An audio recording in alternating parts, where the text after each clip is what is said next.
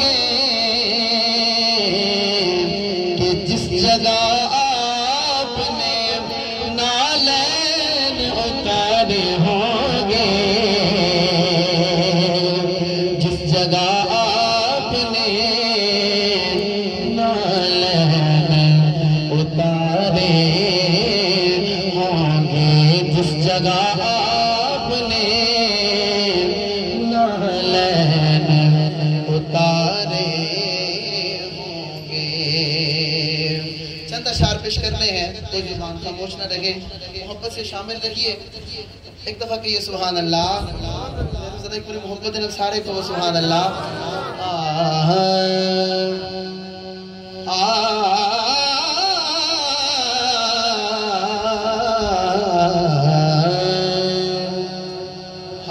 کرم کے آشیانے کی کیا بات ہے، کرم کے آشیانے کی کیا بات ہے، پڑھیے آپ کے آستانے کی کیا بات ہے، آپ کے آستانے کی کیا بات ہے، کرم کے آشیانے کی کیا بات ہے، آپ کے آستانے کی کیا بات ہے۔ اور ایک گھر جو ملے شہر سرکار میں، ایک گھر جو ملے شہر سرکار میں، پھر تو ایسے ٹھکانے کی کیا بات ہے، پھر تو ایسے ٹھکانے کی کیا بات ہے، آپ کے آستانے کی کیا بات ہے، آپ کے آستانے کی کیا بات ہے۔ اور فاطمہ علی حسن اور حسین، فاطمہ علی حسن اور حسین، مصطفیٰ کے گھرانے کی کیا بات ہے، مصطفیٰ کے گھرانے کی کیا بات ہے، آپ کے آستانے کی کیا بات ہے، آپ کے آستانے کی کیا بات ہے۔ آخری شعر، ابو بکر و عمر عثمان و علی، ابو بکر و عمر عثمان و علی،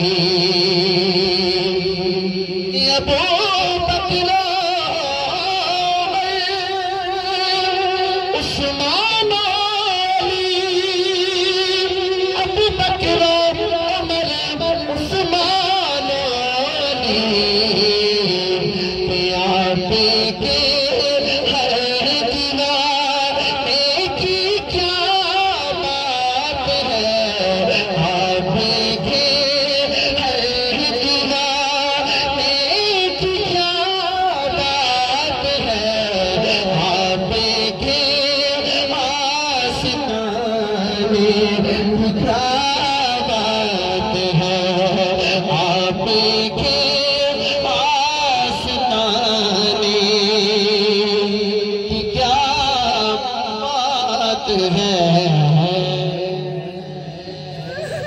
صلی وسلم دائما ابدا علی حبیبک خیر الخلق کلہم۔ قابل احترام میرے لیے بڑی سعادت کی بات ہے کہ اللہ تبارک و تعالیٰ نے اپنے حبیب کریم کے تصدق سے مجھے اس محفل پاک میں آنے کی توفیق عطا فرمائی، اور مجھے خوشی اس بات کی ہے کہ یہ جتنے بھی بچے نوجوان میرے سامنے ہیں، تو میں آج جو بات بیان کروں گا اگر ان کے ذہن میں آج بیٹھ گئی تو زندگی کا تو پتہ کوئی نہیں کہ پہلے اور بعد میں کس نے جانا ہے، لیکن یہ سارے چونکہ ممبر اور محراب کے وارث ہیں تو ساری زندگی ان کے کام آتی رہے گی۔ باتیں بہت ساری ہیں لیکن چند منٹ ہے میرے پاس، تو سب سے پہلے چونکہ یہ محفل اصالِ ثواب کی ہے، قبلہ عزیز صاحب کے والد صاحب والدین کے حوالے سے اللہ تعالیٰ ان کو غریق رحمت فرمائے۔ میرے والد صاحب 30 ستمبر کو ان کا وصال ہوا، اللہ تعالیٰ ان کو بھی غریق رحمت فرمائے۔ آپ سب کے میرے محبت کرنے والے محسنین ہم سے پہلے جو اللہ کی حضور حاضر ہو گئے، اللہ تعالیٰ سب کو آقا دو جہاں علیہ الصلوۃ والسلام کی شفاعت عظمیٰ نصیب فرمائے۔ دو چار باتیں بہت قیمتی ہیں جو ان نوجوان بچوں اور آپ سب کے ذہن میں بیٹھنا بہت ضروری ہیں۔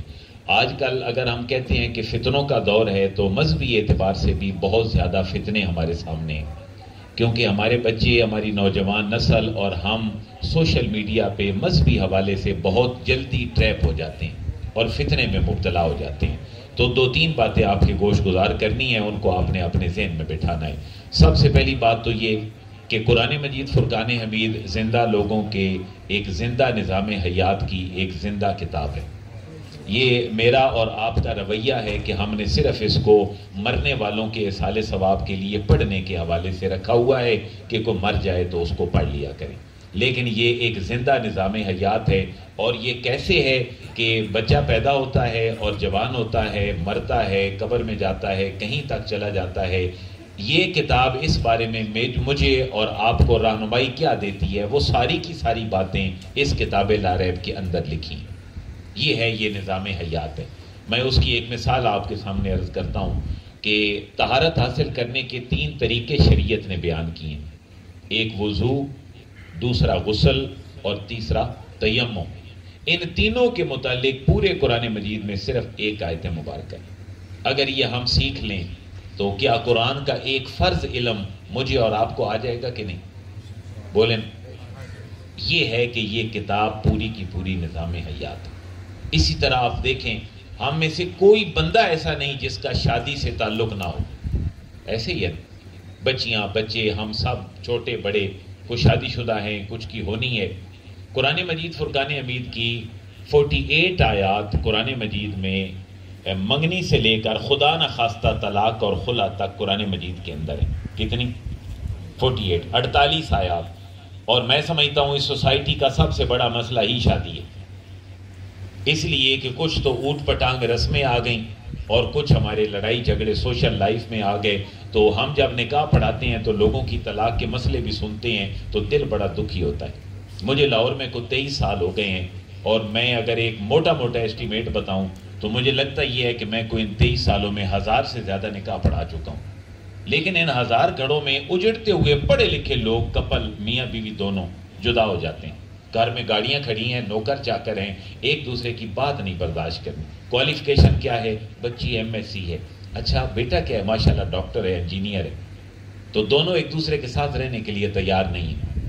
اچھا 1 کروڑ روپیہ لگا ڈاکٹر انجینئر بننے میں، بہت ساری کتابیں بھی پڑھی، ایک نہیں 20، لیکن صرف 48 آیات نہیں پڑھی تو آج زندگی برباد ہو گئی۔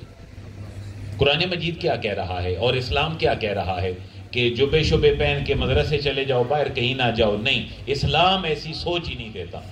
اسلام یہ کہہ رہا ہے آپ اس سوسائٹی میں ہر وہ پیشہ ایڈاپٹ کر سکتے ہیں جس میں انسانیت کی فلاح ہو، اور اس کے ساتھ آپ کو مذہبی تعلیم مکمل آنی چاہیے تاکہ آپ کسی کو دھوکہ نہ دیں۔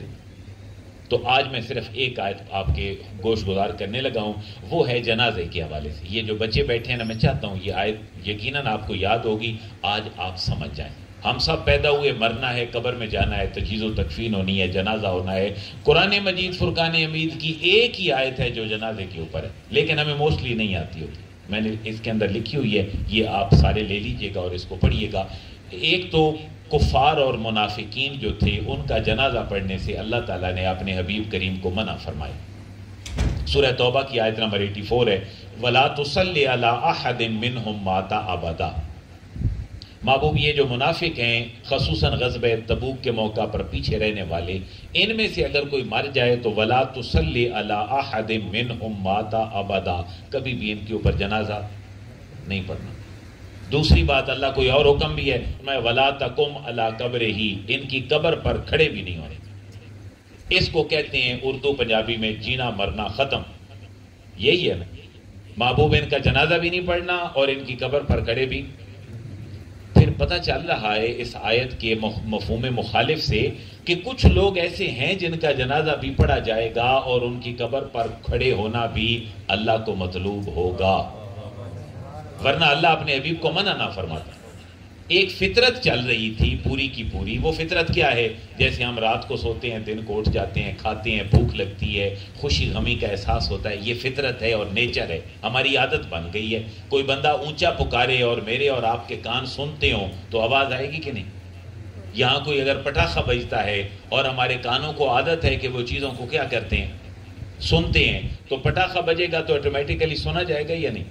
یہی آٹومیٹیکلی نظام چل رہا تھا کہ جنازے پڑھے جاتے تھے، دعائیں مانگی جاتی تھیں، لوگوں کے قبروں پر کھڑے ہونا ایک عادت تھی اہل عرب میں اور اسلام میں، لیکن دو طرح کے لوگوں کو اللہ نے منع فرما دیا ان سے، محبوب ان کے لیے دعا بھی نہیں کرنی اور ان کی قبر پر کھڑے بھی۔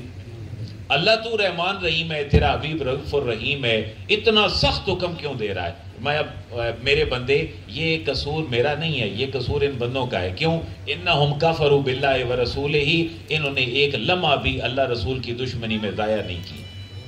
آج یہ حق ہی نہیں رکھتے کہ ان کا جنازہ پڑھے۔ یہ جب مرے ہیں تو یہ فسق کی حالت میں مرے ہیں، یہ اللہ رسول کی نافرمانی کی حالت میں تھے جب مر گئے تھے۔ یہ تو تھا جینا مرنا ختم، جینا مرنا۔ اللہ کوئی ایسے لوگ بھی ہیں جن کے ساتھ جینا مرنا ہم رکھیں اور تو خوش ہو؟ میں ہاں ہیں۔ کون ہیں؟ میں میرے حبیب کے غلام ہیں، صحابہ ہیں، اہل بیت ہیں، اور قیامت تک ان کے کلمہ گو مومن مسلمان ہیں، جب مر جائیں ان کا جنازہ بھی پڑھا جائے گا، ان کی قبر پر کھڑے بھی ہوا جائے گا۔ اور یہ حکم فرمایا سورہ توبہ کی آیت نمبر 103 کے اندر، میں خذ من اموالہم صدقہ، محبوب آپ کے جان نثار صحابہ رضی اللہ تعالی عنہم اگر آپ کو خدمت اسلام کے لیے کوئی مال دیں تو لے لیں، مال دیں تو لے لیں۔ لیکن ذہن میں ایک سوال پیدا ہو سکتا تھا کسی کافر کے، غیر مسلم کے، کہ کیسا اللہ ہے مسلمانوں کا، آپ نے نبی کو مال اکٹھا کرنا سکھا رہا ہے؟ ایسے ہی ہو سکتا تھا بھائی، اللہ فرما رہا ہے محبوب اگر یہ مال دیں تو مال آپ لے لیں، تو یہ تو پیسے اکٹھے کرنے والا معاملہ ہوا۔ اللہ تبارک و تعالیٰ نے اگلے فریز میں، اس آیت کے اگلے جملے اور ٹکڑے میں اس شک کو بھی رد کر دیا۔ محبوب یہ مال دیں تو لے لیں، لیکن فائدہ آپ کا نہیں، فائدہ ان کا ہوگا۔ مال یہ آپ کو دیں گے، فائدہ آپ کو نہیں بلکہ فائدہ ان کو ہوگا۔ اللہ دے یہ رہے ہیں، لے تیرا حبیب رہا ہے، فائدہ ان کا کیسے ہوگا؟ فائدہ تو ہمیشہ کس کا ہوتا ہے؟ لینے والے کا۔ دینے والے کا تو نقصان ہی ہوتا ہے نا، وہ دے ہی رہا ہوتا ہے کچھ۔ لیکن اللہ نے فرمایا محبوب یہاں لینے والوں کا نہیں، دینے والوں کا فائدہ ہوگا۔ اللہ وہ فائدہ کیا ہے؟ فرمایا فائدہ یہ ہے کہ جب یہ مال آپ کو دیں گے تو میں ان کے مالوں کو پاک کر دوں۔ اللہ دوسرا فائدہ کیا ہوگا؟ فرمایا دوسرا فائدہ یہ ہے کہ جب یہ پہلے نہیں دیتے تھے تو یہ بخیلی کر رہے تھے، اب انہوں نے دے دیا ہے تو میں نے ان کے اندر کو بھی پاک کر کے ان کی بخیلی کو سخاوت میں بدل دیا۔ ان کا مال بھی پاک ہو گیا ہے اور ان کا باطن بھی۔ اللہ کوئی اور حکم بھی ہے ان کے بارے میں؟ فرمایا ہاں، وہ ہے وَصَلِّ عَلَيْهِمْ، محبوب ان کے اوپر دعائیں مانگتے رہیں، کوئی زندہ ہو تب بھی، کوئی مر جائے تب بھی، محبوب ان کے اوپر دعائیں مانگتے رہیں۔ کیوں؟ إِنَّ صَلَاتَكَ سَكَنٌ لَهُمْ، محبوب آپ ان کی قبروں کے اوپر کھڑے ہو کے دعا کریں گے، میں ان کو قبروں کے اندر راحت عطا فرما دوں۔ پتہ چلا قرآن کہہ رہا ہے إِنَّ صَلَاتَكَ سَكَنٌ لَهُمْ، دعائیں قبروں کے اندر بھی باعث تسکین بن جاتی۔ یہ قرآن کی سٹیٹمنٹ ہے، یہ تو حدیث مبارکہ کی بھی سٹیٹمنٹ نہیں۔ اگر منکر حدیث بھی کوئی ہو تو قرآن اس کو یہ کہہ رہا ہے کہ دعائیں باعث تسکین بن جاتی۔ پتہ چلا جب ہم قبرستان جائیں اور سلام پیش کریں قبروں میں اپنے پیاروں کو، تو وہ ہمارے آنے اور جانے کو پہچانتے بھی ہیں اور ہماری دعائیں کرنا ان کے لیے باعث تسکین بھی ہوتا ہے۔ یہ میں نے دو آیتیں آپ کو پڑھا دی ہیں، سورہ توبہ آیت نمبر 84 اور سورہ توبہ آیت نمبر 103۔ اگر بیٹا آپ سے کوئی پوچھے کہ جنازے کا حکم کس آیت میں ہے تو کیا کہیں گے؟ سورہ توبہ بولیں، سورہ توبہ آیت نمبر 103. وہاں 2-3 حکم ہیں. مال محبوب دیں تو آپ قبول فرما لیں، اور اگر ان میں سے کوئی مر جائے تو ان کے اوپر کیا پڑھیں؟ جنازہ پڑھیں. سورہ بولیں نا، سورہ. لیکن آپ یاد رکھیں گے قرآن کے ایک حکم کو، اس کا ثواب علامہ صاحب کے والد صاحب کو پہنچتا رہے گا، والدہ کو پہنچتا رہے گا. اور یہی میرے بھائیو ہمارا موقف ہے. یہ میں اگلی بات نوجوان بچوں کے لیے کر رہا ہوں. لوگ ہمارے اوپر جملے کستے ہیں، اعتراض کرتے ہیں. انہوں نے کھانے پینے کا نظام بنا لیا ہے، کبھی کل، کبھی 40واں، کبھی سالانہ ختم، کبھی عرس، کبھی 11ویں، کبھی 12ویں. کہتے ہیں نا لوگ یہ بدعت ہیں، یہ نئے کام ہیں، کہاں سے تم نے نکال لی ہیں؟ میرے بھائیو اگر کسی محفل میں لوگ اکٹھے ہو کے بیٹھ جائیں، وہاں قرآن کی ایک آیت سورہ توبہ آیت نمبر 103 سیکھ جائیں، تو مجھے بتائیں یہ کھانے پینے کی محفل ہے یا قرآن مجید سیکھنے کی محفل ہے؟ بس یہی ہماری محفلوں کا میرے بھائیو مقصد ہے. کوئی بندہ آپ کے اوپر اعتراض کرے کل کہاں لکھے ہیں، انہیں کہ کہیں بھی نہیں لکھے، کل کہیں بھی نہیں لکھے. کیوں؟ ہم قرآن مجید سیکھتے ہیں، اللہ کے نبی کا دین احادیث مبارکہ سیکھتے ہیں. بس جن محافل میں قرآن و سنت سیکھا جائے وہ محفلیں زمین کے اوپر سب سے پسندیدہ ترین محافل ہوتی ہیں. ہمارا دعویٰ ہی کوئی نہیں جی کل سنت ہے، ہمارا دعویٰ ہی کوئی نہیں کل واجب ہے، کل فرض ہے. ہمارا دعویٰ ہے کلوں کی محافلیں مستحب اور پسندیدہ محافل. سمجھ آ رہی ہے؟ دوسری بات ایک اور پتے کی بات نوٹ کر لیں، یہ بھی لوگ ہمارے اوپر اعتراض کرتے ہیں، اور اس میں قصور میں سمجھتا ہوں ہمارا زیادہ ہے، اعتراض کرنے والوں کا زیادہ نہیں. وہ کیا ہے؟ ہم جنازے کے اندر سورہ فاتحہ نہیں پڑھتے. کبھی پڑھی ہے؟ بولیں. ہم ثنا پڑھتے ہیں نا، سبحانک اللہم و بحمدک و تبارک اسمک و تعالی جدک وجل ثناؤک ولا الہ غیرک. میرے بھائیو ہم احناف کا، امام اعظم ابو حنیفہ کا موقف لوگوں کو صحیح نہیں پہنچا سکے، وہ میں آپ تک پہنچانا چاہتا ہوں. ہمارا نماز جنازہ کے اندر سورہ فاتحہ شریف پڑھنے کے بارے میں احناف کا اور امام اعظم ابو حنیفہ کا موقف کیا ہے، یہ سنو، اپنے دماغ میں بٹھاؤ. وہ موقف یہ ہے کہ جنازہ نماز ہے یا دعا ہے؟ جنازہ نماز ہے یا دعا ہے؟ بھائی نماز میں تو رکوع ہوتا ہے، نماز میں تو سجدہ ہوتا ہے، ایسے ہی ہے نا؟ تو جنازہ کے اندر رکوع ہوتا ہے، سجدہ ہوتا ہے، قرآن پڑھنا لازم ہے، طہارت بھی لازم نہیں. اگر آپ کا وضو نہیں ہے اور جنازے کا سلام پھرنے لگا ہے، آپ کسی دور دراز کے شہر سے آئے ہیں صرف جنازہ پڑھنے، اور جنازے کا امام صاحب سلام پھیرنے لگے ہیں، آپ جناب مسجد ڈھونڈیں گے، جوتے اتاریں گے، وضو کریں گے، واپس آئیں گے، جنازہ تو ختم. کیا حکم ہے؟ حکم یہ ہے کہ جس نماز کی قضا کوئی نہیں ہوتی، جیسے جنازہ ہے یا عید ہے، اس کو آپ تیمم کر کے بھی پڑھ سکتے. یہ بہار شریعت کا چھوٹی سی کتاب کا مسئلہ ہے، اس میں تو قدوری، کنز الدقائق یا ہدایہ پڑھنے کی بھی ضرورت نہیں. آپ کیا کریں؟ آپ جب آئیں تو آپ تیمم کریں. تیمم کا طریقہ کیا ہے؟ آپ اپنے ہاتھ جو ہیں وہ کسی ایسی چیز کے اوپر لگائیں جس کو جلائیں اور وہ جلے نہ، جس کو جلائیں اور وہ اس کے اوپر تیمم ہو سکتا ہے. میں سادہ سی مثال دے رہا ہوں، جو چیز آگ لگانے سے جل جائے اس پہ تیمم نہیں ہوتا. یہ کیمرہ ہے، اس کے اوپر ہو جائے گا.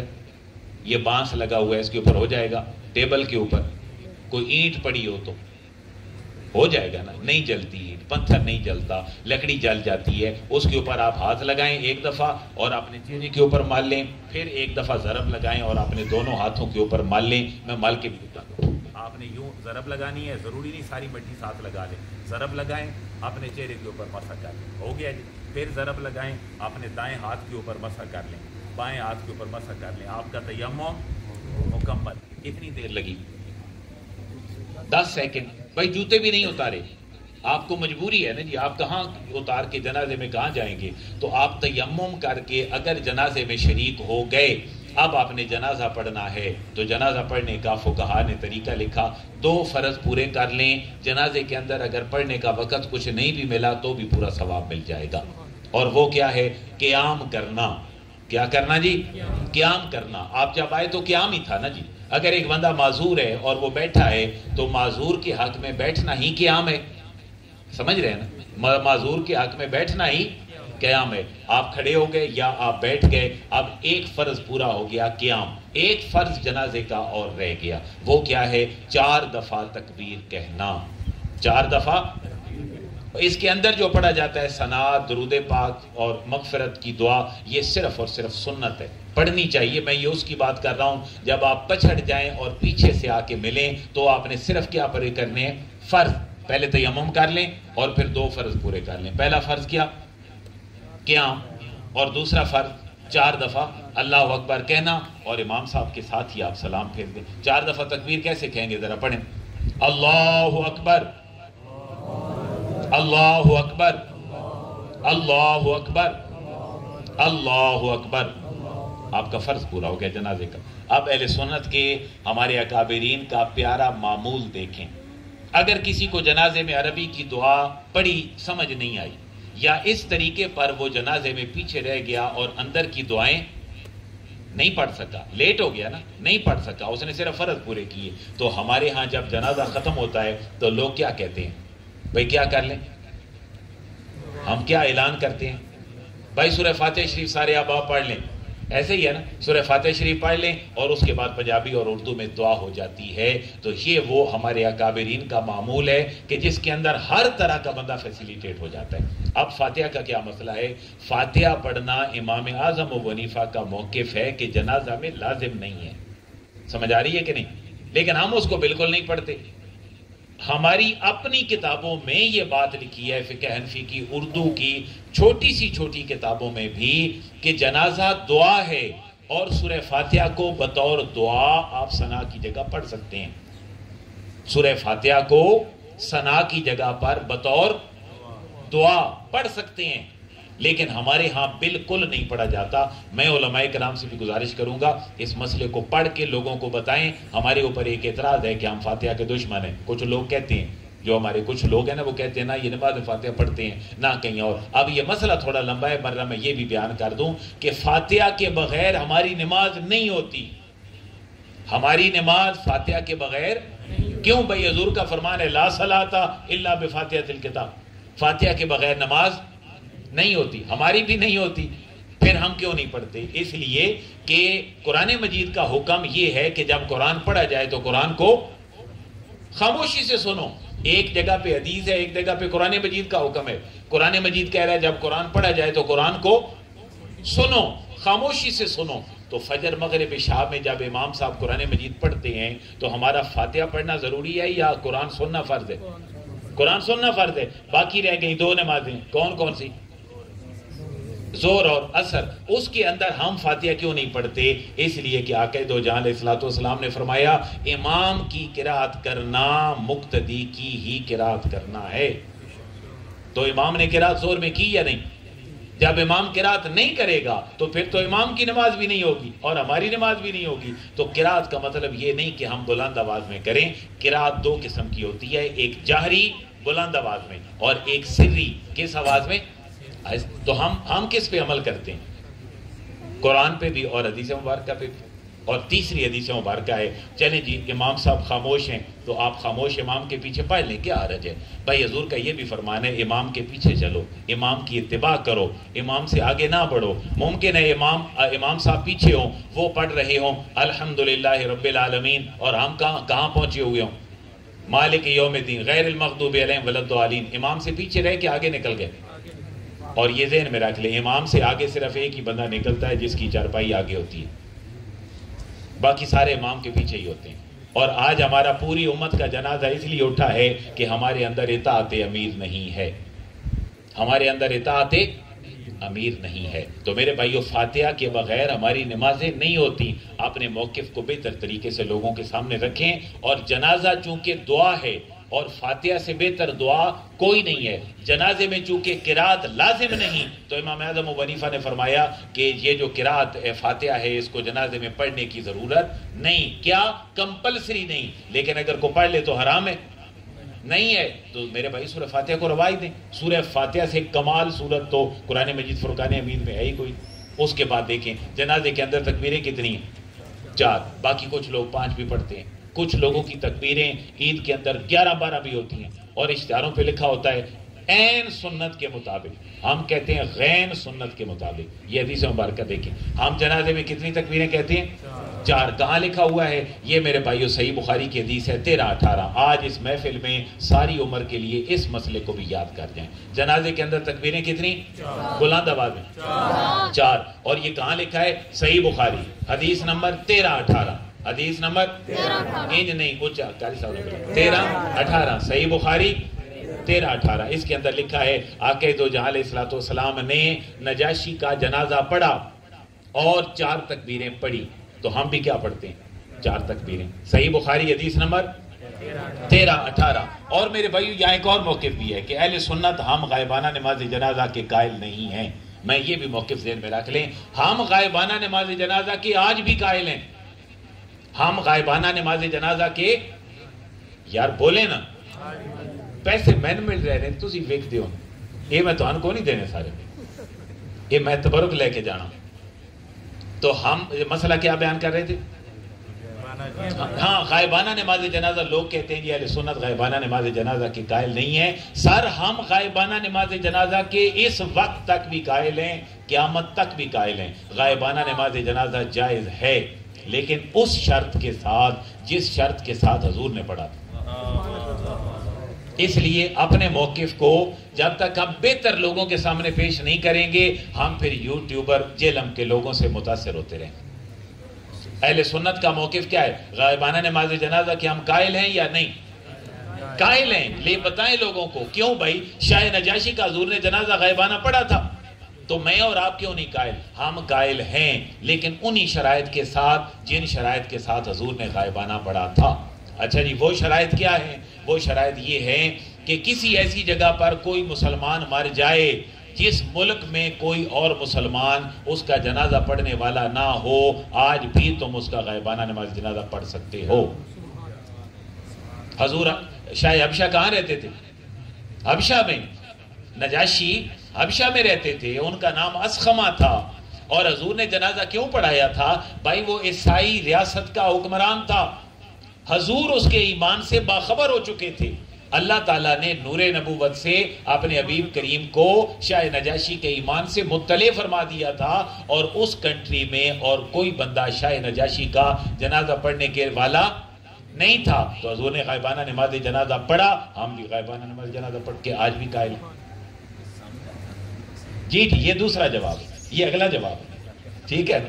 یعنی ایک جواب تو یہ کہ ان شرائط کے ساتھ آج بھی جنازہ پڑھنا جائز ہے، اور ہر صاحب کیا آپ یہ فرما رہے ہیں کہ آقا دو جہاں علیہ الصلوۃ والسلام کا یہ خاصہ تھا جنازہ پڑھنا، اور ہمارے سامنے میت ہو تو ہم جنازہ پڑھتے ہیں، اور آقا دو جہاں علیہ الصلوۃ والسلام میں اور شاہ حبشہ کی میت کے درمیان میں جتنے پردے تھے اللہ نے ان کو اٹھا دیا تھا، اور حضور ایسے ہی جنازہ پڑھ رہے تھے جیسے سامنے جنازہ ہوتا ہے۔ صحیح ہے؟ اس کے بعد اس کی علامہ عینی رحمۃ اللہ تعالیٰ علیہ نے اور بہت سارے جواب دیے۔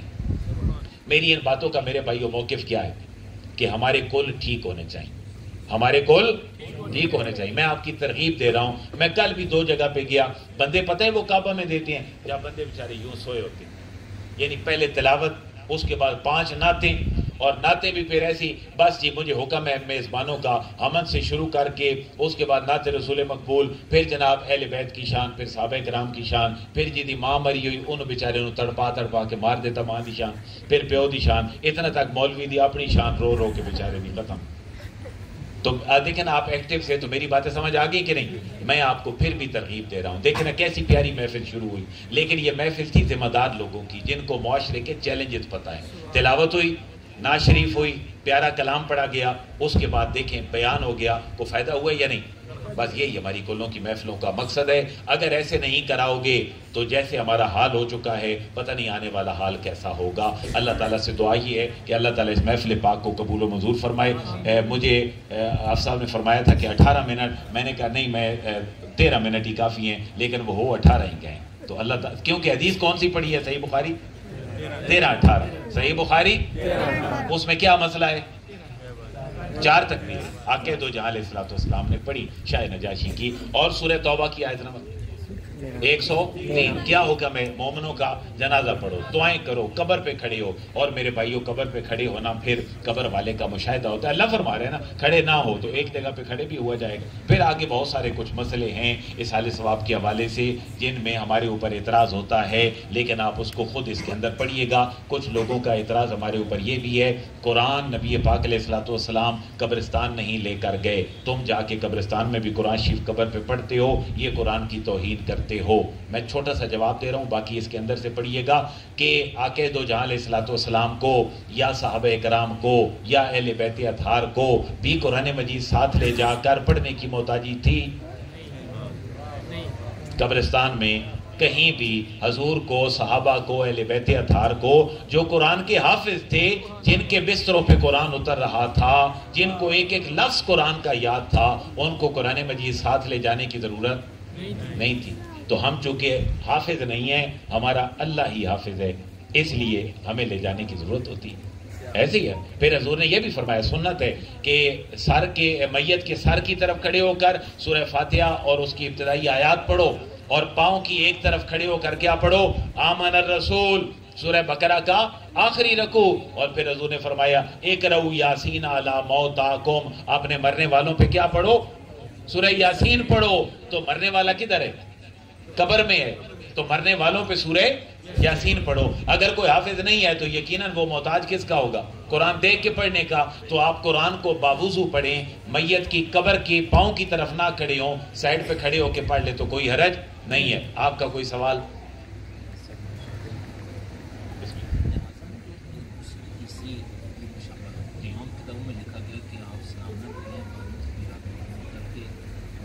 جی جی بس بالکل حضور یہی ہے. پیر صاحب یہ فرما رہے ہیں کہ جنازہ اگر کوئی 2 تکبیریں امام صاحب پڑھ چکے ہیں اور ان کے اندر والا معاملہ بھی امام صاحب پڑھ چکے ہیں، آپ پیچھے جا کے ملے ہیں، تو آپ کو کیا کرنا چاہیے؟ آپ تکبیریں کہیں گے تو فرض پورا، تکبیریں کہیں گے تو فرض پورا ہو جائے گا. اس کے بعد آپ اگر ان کے ساتھ کھڑے کھڑے ہی وہیں پر بقیہ دعا پڑھ لیں گے تو پھر بھی ٹھیک ہے. اگر آپ وہاں دعا فرض کر لیں، نہیں پڑھتے، ان کیس نہیں پڑھتے، کسی کے ذہن میں یہ آ گیا کہ امام کی تابعداری ضروری ہے، امام نماز سے نکل گیا ہے تو میں بھی نماز سے نکل جاؤں، تو پھر وہ اس کا کمی پوری کرنے کے لیے اہل سنت کا معمول ہے کہ ہم اس کے بعد کیا پڑھ لیتے ہیں؟ فاتحہ پڑھ لیتے ہیں. تو اول آخر ہم یہ کیا کہتے ہیں؟ جملوں پہ غور کریں نا. ان جملوں کو ہم ویسے بڑا سادہ جملہ سمجھتے ہیں، بھائی اول آخر درود پاک سورہ فاتحہ پڑھ لیں، ایسے ہی ہوتا ہے. تو درود پاک بھی ہو گیا، سورہ فاتحہ بھی ہو گئی، اس کے بعد ہم ہاتھ اٹھا کے کیا کرتے ہیں؟ دعا کر لیتے ہیں. تو ایک طریقہ یہ کہ تکبیریں پوری کریں اور امام صاحب سلام پھیر دیں، اپنی دعا ساتھ پوری پڑھ لیں اور سلام پھیر دیں. مجھے ایک دفعہ گاؤں سے فون آیا، لڑائی ہو گئی پنڈ میں. کیوں؟ مولوی صاحب نے سلام جنازے کا غلط پھیرا. بھائی جنازے کا سلام کیڑا غلط ہونا ہے؟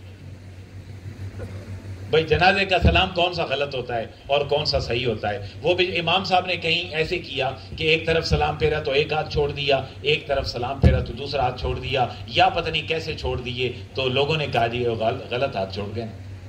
تو اس کا طریقہ کار کیا ہے؟ سر ہم جنازہ پڑھ رہے تھے، جنازے کے فرائض تو ہیں قیام اور 4 تکبیریں، اور سنتیں ہیں فاتحہ پڑھنا یا ثنا پڑھنا، درود پاک پڑھنا، دعا پڑھنا. سلام کدھر لکھا ہوا ہے؟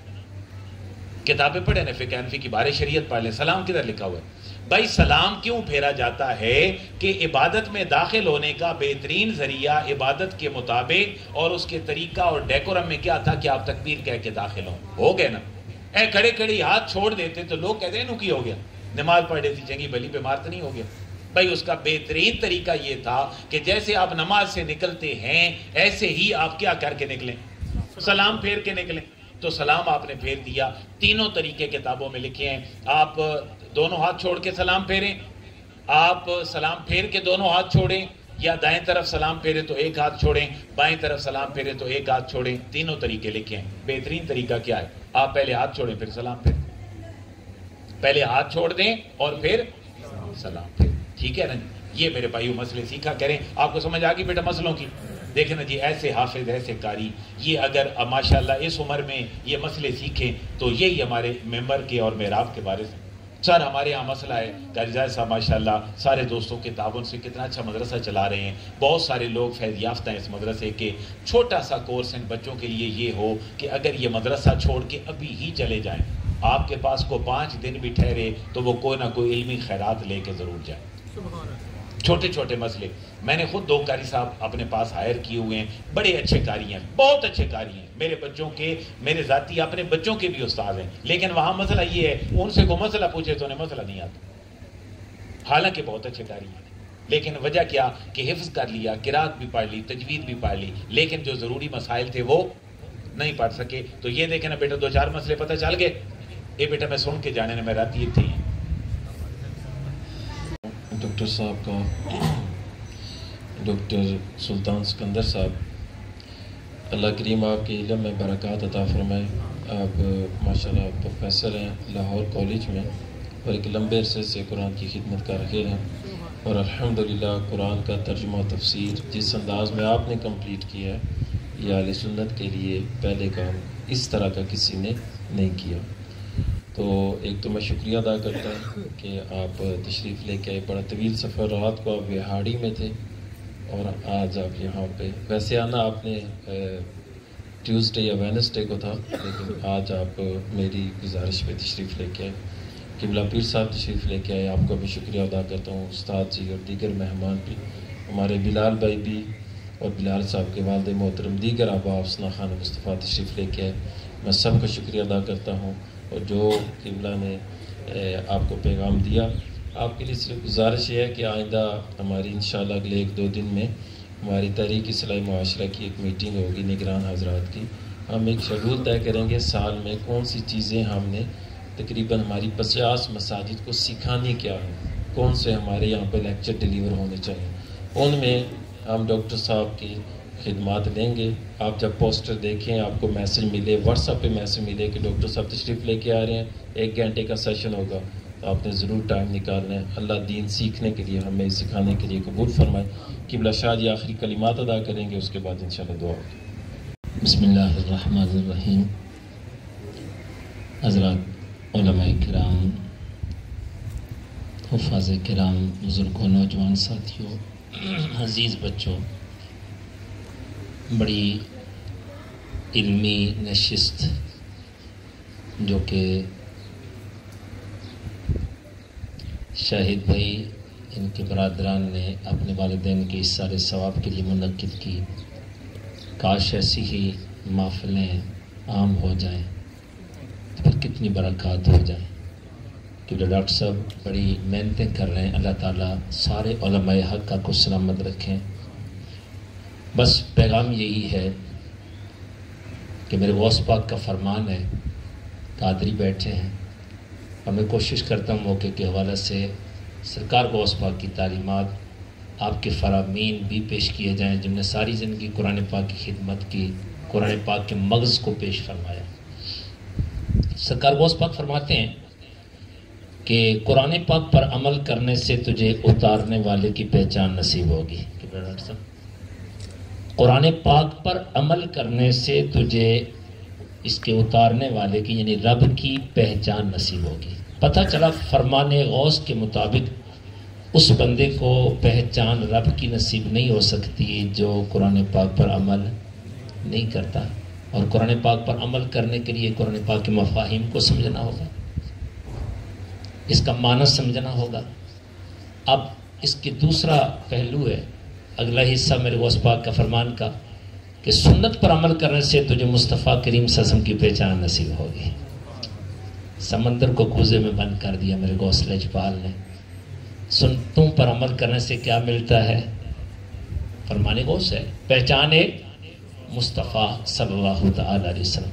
اللہ تعالی ہمیں قرآن پاک پر عمل کی توفیق عطا فرمائے. قرآن پاک کے جتنے بھی یہاں پہ پروگرامز ہوتے ہیں مفاہیم سمجھنے کے حوالے سے، اصلاح معاشرہ، مبارکباد پیش کرتا ہوں ان سارے علماء کرام کو، مفتی صاحب، دیگر علماء کرام جو بڑی محنتیں کر رہے ہیں. بس محنت بہت کر رہے ہیں، لیکن آپ سارے احباب نے اس کے لیے کوشش کرنی ہے کہ جہاں بھی اصلاح معاشرہ کا پروگرام ہونا، تقریباً 11ویں والے کے نام کے 11 میسج ہو جائیں اپنے دوستوں میں، تو پھر کرم کی بہاریں آ جائیں گی۔ اگر کوئی نہ بھی آئے، 2-3 بھی آئے، کوئی بھی نہ آئے گا، آپ نے پیغام دے دیا کہ بھائی تم نے آنا ہے بس اس محفل پاک میں، تو کتنی بڑی برکتیں ہوں گی۔ اللہ تعالیٰ شاہد بھائی کی محنت ہے، میں یہاں بھی ان کے موجودگی میں بھی، ان کی عدم موجودگی میں بھی ان کے لیے دعائیں کر رہا ہوں۔ اللہ تعالیٰ ایسے مخلص علماء کرام کو سلامت رکھیں، ان کے استاذی محترم زاہد صاحب، قاری زاہد صاحب، دیگر احباب آل محبت جتنی بھی یہاں اس علاقہ میں کوششیں کر رہے ہیں اصلاح معاشرہ کے حوالہ سے، اللہ تعالیٰ آپ کو دارین کی عزتیں عطا فرمائیں۔ اللہ تعالیٰ ہم سب کو نبی پاک صاحب الاولاق صلی اللہ علیہ وسلم کی سچی پکی غلامی نصیب فرمائیں، آمین وما توفیق۔